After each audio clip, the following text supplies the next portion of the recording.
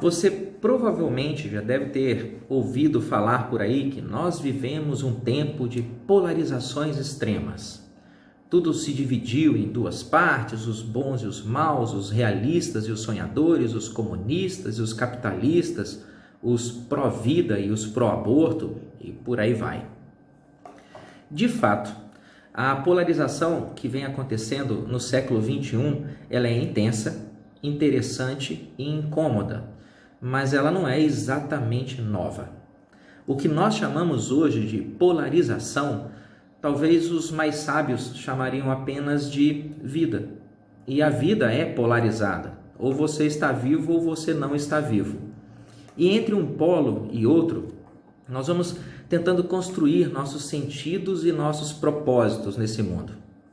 Um dos filósofos mais famosos a perceber o fluxo entre esses polos foi Heráclito, mais ou menos uns 500 anos antes de Cristo. Um bom resumo do pensamento de Heráclito está na expressão panta rei, ou tudo flui. Esse tudo flui, que alguns filósofos chamam de devir, consiste na mudança que acontece em todas as coisas, em uma alternância entre os contrários. As coisas quentes esfriam, as coisas frias esquentam, as coisas úmidas secam, as coisas secas umedecem, etc.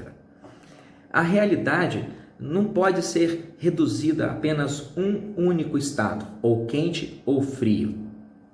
Uma vez que quente e frio não passam de partes de uma mesma realidade.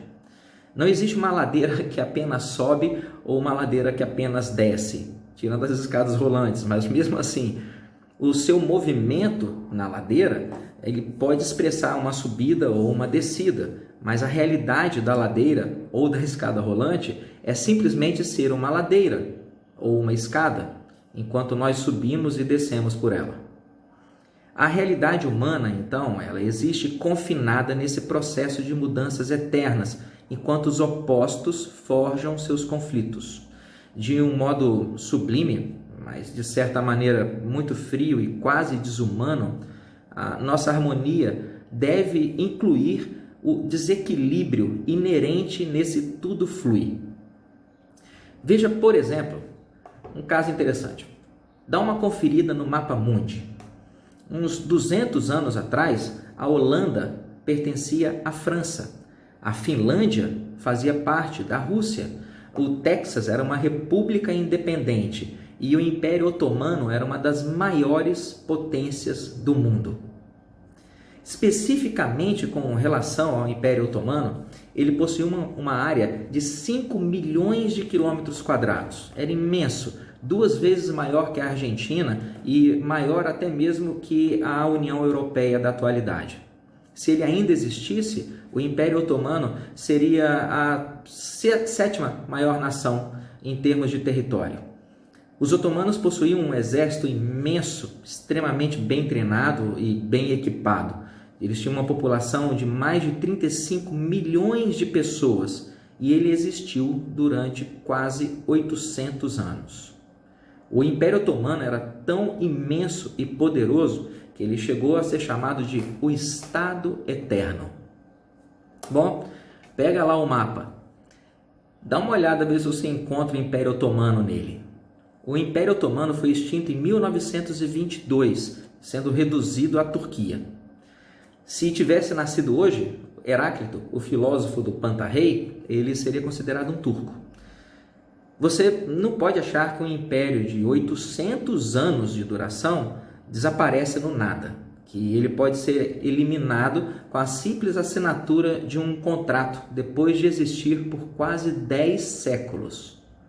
100 anos depois do estrangulamento do Império Otomano, o que nós estamos vendo na Europa é só um levante das populações que pertenciam àquele império.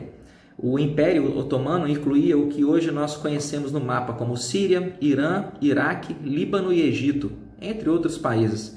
E esses povos, descendentes do califado absolutista otomano, estão fazendo um movimento de retorno aos territórios europeus, exatamente como previsto no Tudo Flui de Heráclito. É óbvio que esses movimentos de vai e vem, eles não são suaves. Toda destruição e toda construção produz barulho, poeira, desconforto, não tem jeito. Muitas pessoas resistem à mudança. Por apego ao hábito, por medo, a maioria das pessoas deseja que tudo continue como sempre foi.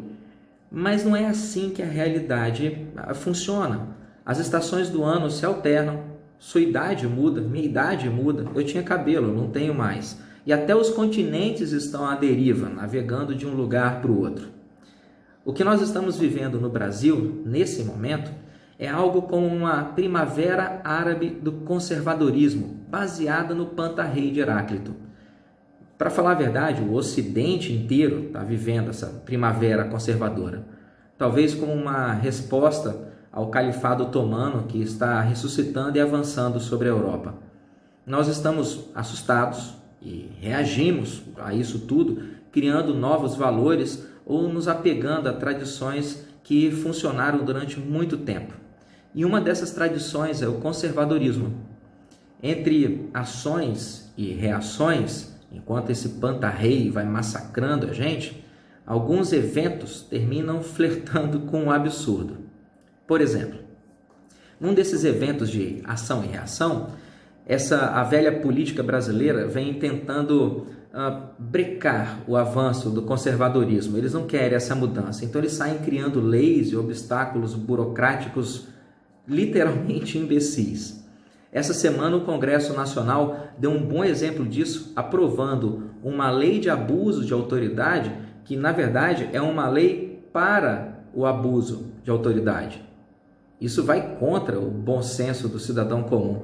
Para falar a verdade, o Congresso Nacional e o STF parecem quase sempre ir contra o bom senso de qualquer pessoa com um QI acima daquele de uma ameba. Mas isso ocorre apenas porque nós colocamos o poder executivo, um cidadão que representa o tudo flui, o Pantarrei dessa primavera. Bolsonaro representa a tendência para o futuro. E o legislativo e o judiciário no Brasil representam as âncoras do passado. Uma votação no Congresso, como ocorreu agora essa semana, que se opõe à vontade do presidente, não é uma derrota do presidente. Antes de você sair por aí repetindo essa bobagem, vai dar uma lida lá no Espírito das Leis, um livro maravilhoso escrito por Montesquieu em 1748, e entenda de uma vez por todas a teoria que fundamenta a separação tripartite dos poderes do Estado brasileiro. Bolsonaro personifica o oposto que faltava à hegemonia política e cultural da esquerda. Assim como o presidente Trump, nos Estados Unidos, ele representa a vanguarda dessa onda conservadora que está começando a varrer o mundo. Muito mais que o progresso de homens, o que nós estamos testemunhando é o progresso de uma ideia. E isso é incrível. A ideia do conservadorismo como uma política oficial de um Estado soberano. E como escreveu Victor Hugo há muitos e muitos anos, num ensaio chamado História de um Crime, publicado em 1877, Victor Hugo escreveu lá: é possível resistir ao avanço de um exército, mas é impossível resistir ao avanço de uma ideia. E nada mais poderoso que uma ideia que chegou no tempo certo. É isso aí, gente boa, e que a força esteja com vocês.